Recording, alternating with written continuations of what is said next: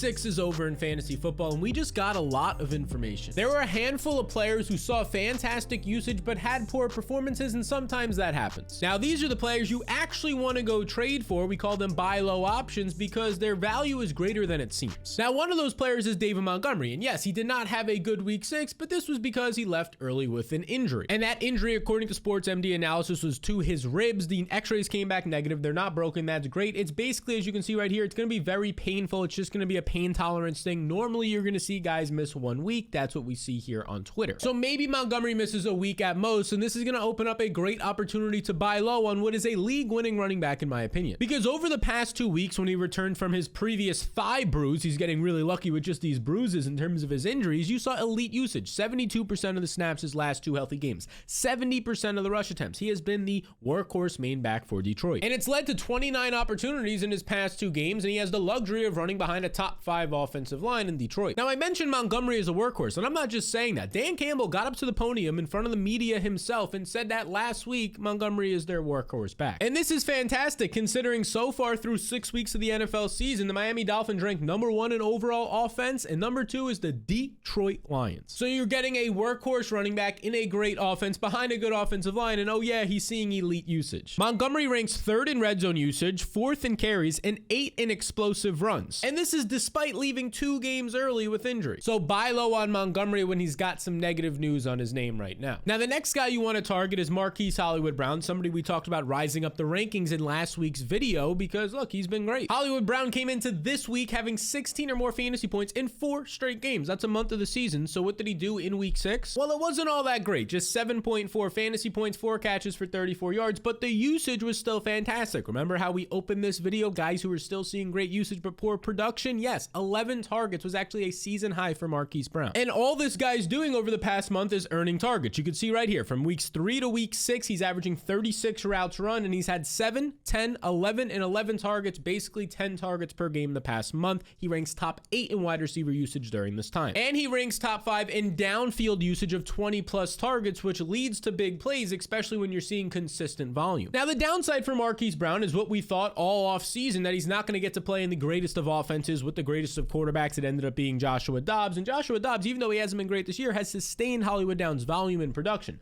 Hollywood Brown right here, only 69% of his targets have been catchable this year. This means almost a third, 31% of his targets aren't even catchable. They're awful. They might as well not even happen. That ranks 63rd in the NFL. Now, that's not good, but that's been the case all season long, and he's still been a borderline top 15 fantasy option. Imagine if that just changes, whether Kyler Murray comes back or Joshua Dobbs starts playing better. And now, if you look at his upcoming schedule, it's maybe a little bit better than it seems. Seahawks is a great matchup. You have a matchup against the Ravens at home. They should be trailing in that game. Honestly, wide receivers have gotten there against Baltimore many times this year. And then a tough matchup against the Browns. But if you look a little further down as the fantasy playoffs start to come up, a matchup on the road against the Texans, that's great, where they should be playing from behind. A matchup at home against the Rams should be playing from behind. The Rams have a bottom 3 secondary. So buy low on this elite usage for Marquise Brown before week 7. Now, this next guy, Josh Jacobs in Vegas, is like the definition of elite usage. In week 6, he didn't have the greatest of games. He goes out there, he has 11.3 fantasy points. That's fine, but not worthy of your 2nd round draft pick. But look at this. This might have been the quietest 30 opportunity game. 5 targets, 25 attempts, puts up just 93 yards, so he wasn't efficient, continues to not be all that efficient behind his bad offensive line, but 27 touches. He once again saw a fantastic role in borderline top 5 usage in the entire league in week 6. And you can see that right here, where he plays 82% of the snaps, sees 78% of the rush attempts, 61% of the routes run. This route run number for the 2nd straight week above 60%, that's pushing towards elite categories. And check this out. Jacobs quietly leads all running backs in targets this season and is 3rd in carries. Overall, he has the number 1 usage back right now and ranks 2nd in running back target share. And Devontae Adams is clearly playing banged up through an injury, so he's not going to be as efficient as usual, which means Jacobs might pick up some extra targets. And this is how good this guy's role's been. You can see my tweet from Twitter. Week 3, 22 opportunities. Week 4, 27 opportunities. Week 5, 25. And week 6, 28. Basically, what you're seeing here is a guy averaging like 25 opportunities a week. If a running back got this in 1 week, it'd be their season high. He's just maintaining this every single week. And he had a slow start to the season, but then put up back-to-back top 6 finishes before this past week week's game. So it makes him a nice buy low spot because we've seen the upside. If he finds the end zone, he's basically finishing top 10 on this usage. And the upcoming matchups are looking pretty good. 2 out of his next 3 weeks are against bottom 5 run defenses in the Bears on the road and at home against the New York Giants. So buy low on Josh Jacobs, who's proven even despite a bad offensive line and poor efficiency in half of his games, he can still get there. And now let's get into this next veteran receiver. And if you're finding this video helpful, make sure to hit the subscribe button. 66% of people who watch these videos are not subscribed. It takes 2 seconds. It helps me out and allows you to see all of my future uploads. Now that veteran receiver is Mike Evans, who returned from a hamstring injury in just 2 weeks. He didn't miss a single game because there was the bye week and he came back in week 6. Here's what he did. He ends up letting a lot of people down, putting up just 8.9 fantasy points. But if you actually track this game or watched it closely, he had a much better day than this 4-catch, 49 yards indicates. First of all, he had 10 targets, which leads the team and is elite usage. And he was as close as you can possibly be from a massive game. He was missed on a 92-yard touchdown. Look at this, running wide open in the secondary because the ball was tipped and intercepted. If this ball does not get tipped, barely tipped right here as you can see, and batted in the air for an easy pick, you got a 92-yard touchdown. And then later in the game, he drops a 25-yard pass. At least would have been 25 yards. Who knows if he does anything after the catch right here. Basically just alligator arms it and misses this. This would have been another 3.5 fantasy points, at least in a PPR format. And it would have looked like a lot more respectable of a day, around 12 to 13 fantasy points if he just catches that ball, the second ball, instead of the 8.9 points he had. So this is a nice buy low spot on Evans, who hasn't done anything in a month because he got injured in the game before the bye week, then goes on the bye week, and then has this game coming out of the bye week. But when he's been out there and healthy, he's been earning volume. 9 targets, 8 targets, 10 targets, and 10 targets. He's averaging 9 targets per game when healthy so far this season, and 99 yards per game in his 3 healthy games from week 1 to week 3. He's clearly been Baker Mayfield's favorite target out there in Tampa Bay, and now he's gonna have some pretty good matchups. This is the upcoming schedule for the Bucs. The next couple weeks, not the greatest. Atlanta's a beatable matchup, but is a tougher secondary. Bills, same exact thing. But then you look ahead over the next month after that, Texans, good matchup. Titans, good matchup. Colts, a fantastic, maybe the best matchup you can find. And that Colts matchup is as you're entering the fantasy playoffs. This is the guy that you want to be buying for that, the end of the season, Mike Evans. And now you also want this next running back who, look, it's rinse and repeat. This guy we've been slowly talking about in different ways, whether it's rising up the rankings, whether it's other buy videos in the past, because everything we're seeing from his role is fantastic. In week 6 on Thursday Night Football, he had the dream matchup against the Broncos. And although he didn't pop off for 20 to 30 points like some other running backs this season, he had a nice game. 22 total touches. He goes for nearly 100 yards in this game. He catches all 6 of his targets, which is a really big thing for Isaiah Pacheco, not known for having these 5+ reception games at all. And in this game, the usage remained elite. Check this out. 63% of the snaps, 70% of the rush attempts in this game. And when you look at just the running back carries in this game, take away Patrick Mahomes' scrambles, he saw 89% of the rush attempts, which was a career high and obviously a season high. He's now hit the best 3-game stretch of his career in terms of snaps played and overall running back carries that he's seen compared to the other guys in his backfield. It's above 80% the last 3 weeks. And here are those last 3 weeks. 61% of the snaps, 70% of the rush attempts. Now you might be saying, you just said it was above 80%. Correct. This factors in also quarterback runs, which Patrick Mahomes has had a good amount of scrambles. If you just look at the running back carries, this number right here, 70% of the rush attempts, is actually above 80% just looking at the RB carries. That is an elite RB1 role in this great Patrick Mahomes offense. And the other thing is Pacheco's been efficient with this high volume this season, which is something he didn't do all that much of last year. He ranks 17th in yards per touch, 5th in running back receiving efficiency, and 4th in yards created. Now, Kansas City has an elite stretch of games coming up. They're going to be at home against the Chargers' bottom 5 run defense. Then they get the Broncos' bottom 5 run defense again, and then a matchup against Miami that might have the highest game total projected points on the entire season. Probably going to push like 56 to 57 total points.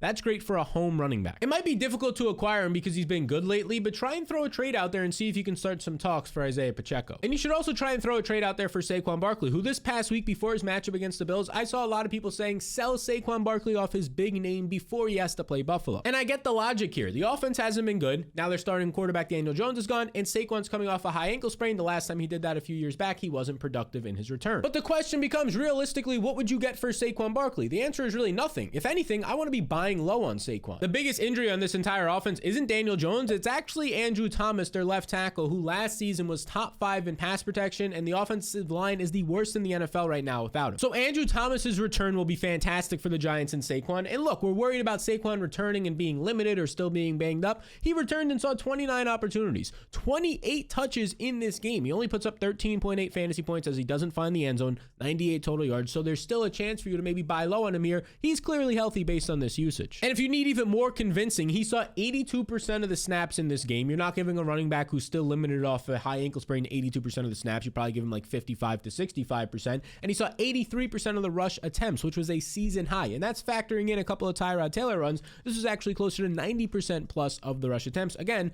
not giving a running back that type of usage if he's banged up. And now this offense and Saquon should only get closer to full health heading into next week's matchup, a good matchup against the Commanders. Now, through 3 games this season, Saquon has seen 16 opportunities in week 1, 24 opportunities in week 2, and a season high 29 opportunities in week 3. Buy low on Saquon Barkley. Don't sell him, who's one of the clear workhorse top 5 usage backs in the NFL. And now is the perfect time. I mean, this is as good of a time as it ever gets to go ahead and get T. Higgins, an absolute fantastic buy in fantasy football. In week 6, we saw T. Higgins return to this game, and there was reports that he might be limited, and that's what happened. He was a clear decoy. Week 6, he only runs 56% of the routes. Normally, he's running closer to 96% of the routes, like you could see here in week 3 on Fantasy Life, our official data partner. This led to just 12% of the targets, so 4 targets for T. Higgins in this game. Now, I knew he was a decoy heading into this game. You probably know it now if you didn't already based on watching this video, but there's a chance your league mates don't. And if they don't, they just think T. Higgins went out there and had 2 catches for 20 yards in a good matchup against the Seahawks, only 4 fantasy points, which is horrible, and basically has done nothing for them the past month of the season because he got banged up a couple weeks back, and then he missed some time, and then he was a decoy in this game, and oh yeah, now he's going to go on the bye week. He is the definition of a distressed asset that you can buy low on, even though after the bye, he's going to be a great option. He was like a 2nd to 3rd round fantasy pick this offseason. You can get him at like a 5th or 6th round value right now. Because here's the deal. Joe Burrow in the offense looks a lot better as he's gotten healthier these last few games, and in 3 games this season when T. Higgins has actually been healthy and not a decoy like he was last week, he's averaging 9.3 targets per game, which actually leads all of the wide receivers, including Jamar Chase, during this span. Like I said, Higgins is about to go on the bye week, and then he has a matchup against the 49ers. So he's going to get you 0 points on the bye week, and then a tough matchup on the road against the 49ers. These are all things you can use in your favor when doing trade discussions. Like, hey,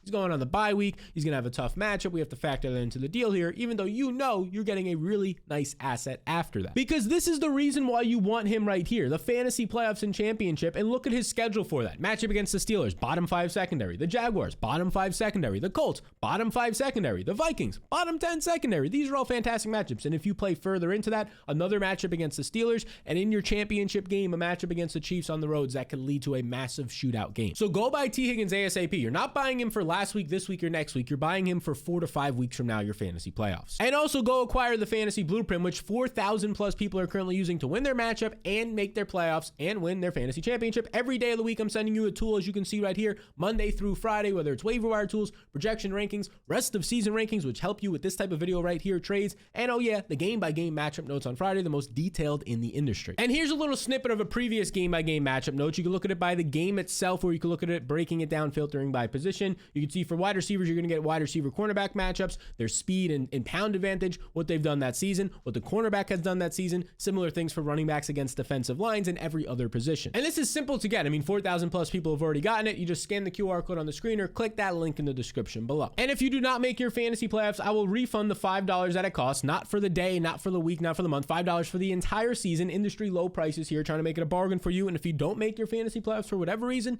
I'll just refund the $5. This is risk-free. So to get access to your fantasy blueprint today and join the thousands of other people who are currently using it, scan the QR code on the screen or click the link in the description below. Now, the next man up is Jonathan Taylor, who's trending in the right direction towards a full workload in week 7, 60 to 70% of the snaps potentially. Taylor returned in week 5 and only saw 16% of the snaps, but they said before the game his snaps will be extremely limited and ramped up over the next month. Now, of course, it didn't help that Zach Moss finished as the 2nd highest scoring running back on the week, 36.5 points, goes for 195 total yards. He's going off while Jonathan Taylor is significantly limited. This made a lot of people who own Taylor even more frustrated. But this past week, the usage for Taylor improved. It still wasn't elite, so you can still buy him and send the trade out there for him, but it was significantly better than last week. Taylor ended up going from 16% of the snaps to 43% of the snaps in this game against Jacksonville. He sees 13 total touches to just 14 for Zach Moss, and he sees a nice 5 catches on 6 targets. So the role is increasing, and it's only going to trend in this direction heading into next week. Now, he was still outscored in this game by Zach Moss, but it was because Zach Moss found the end zone. Zach Moss actually had 6 catches on 7 targets. It's good to see that Gardner Minshew checked down in this game to the running backs 13 times. That's going to be important, and it's a big piece of what's going to help Jonathan Taylor for the rest of the season because of this key information. Anthony Richardson's not coming back anytime soon, probably out another 4 to 6 weeks at least with this shoulder injury, but he might actually see a season-ending shoulder surgery, as you can see right here, which would only help Jonathan Taylor. The reason we didn't like Taylor in the preseason was the contract disputes and the mobile quarterback stealing some rushing yards, checkdowns, and red zone touchdowns. That's going to be much different with Gardner Minshew back there. Now you're going to get Jonathan Taylor taking the elite role from Zach Moss. That was 20+ plus opportunities per game with now more check down potential from Minshew. Now the matchups aren't great in the upcoming weeks against the Browns and Saints, but I'm fine. Jonathan Taylor's a top 5 talent when he's actually healthy. I'm not worried about the matchups. And then after that, he has good matchups against the Patriots,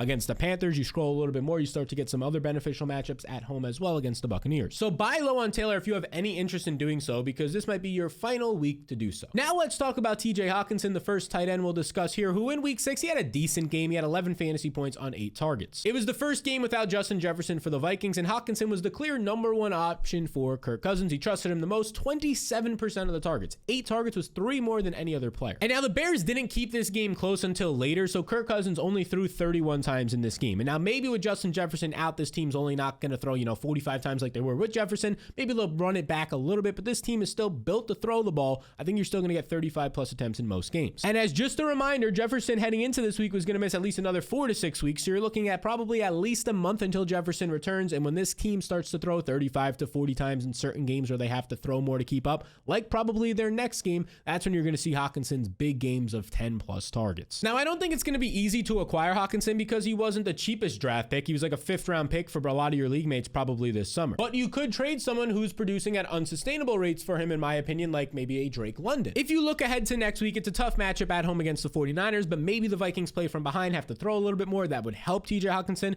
After that, though, some beneficial matchups against the Packers. You start to look towards the fantasy playoffs. You get the Bears and Broncos heading into the fantasy playoffs in games where Justin Jefferson should still not be back. Maybe the 2 best matchups you can find. So I'm buying low on Hockenson, who leads all tight ends in targets, receptions, and downfield usage. And I'm also buying low on Deontay Johnson, who according to him is going to be returning this week after the bye week from his injury. And the fantasy owner in your league who owns him might be frustrated or just a little bit down bad. Maybe they're like 2-4 so far this season because they haven't had Deontay and some other pieces. You can maybe get a trade-off. All this guy does is earn targets, and that's what he was doing before his injury in week 1 in a tough matchup against the 49ers. In less than a half a play, he got hurt late in the second quarter. He has 3 catches, 48 yards, and 6 targets, again, in less than a half of play. Last season, Deontay Johnson had 147 targets, 6th most amongst all receivers. When you factor in where his targets were downfield in the red zone, he actually had the 9th best role in all of football. He was producing as basically a top 20 wide receiver, but right now people might not see him that way. You could probably get him a lot cheaper, even though he's elite at getting open. Last season was one of only 3 wide receivers to be top 10 at beating man and zone coverage. So go get Deontay Johnson before it's too late. And now let's discuss some of the most trending players when it comes to trades so far this season. The first name I want to point out on this list is Calvin Ridley, who he's coming off of a nice 8-target game